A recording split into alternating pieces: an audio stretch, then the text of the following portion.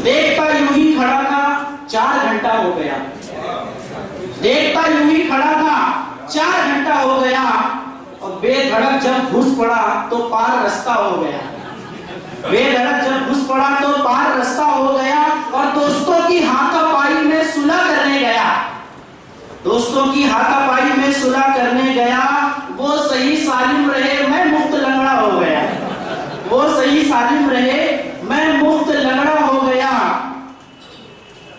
और गिड़गिड़ा के दोस्त ने मांगे थे कुछ रुपए उधार। उधार में मामला ऐसा ही होता है, मांगने जाओ तो सामने वाला गिड़गिड़ाता है और देने वाला ठाठ दिखाता है। लौटाने का वक्त आता तो बिल्कुल उल्टा, सामने वाला ठाठ दिखाता है और देने वाला गिड़गिड़ाता है। तो गिड़गिड़ाकर दोस्त ने मांगे थे कुछ रुपए उधार। वक्त लौटाने का जब आया तो उल्टा हो गया।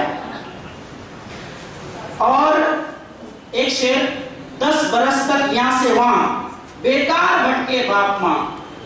गौर कर ले, 10 बरस तक यहाँ से वहां बेकार भटके बाप माँ। पास बीएड क्या हुई चुटकी में रिश्ता हो गया।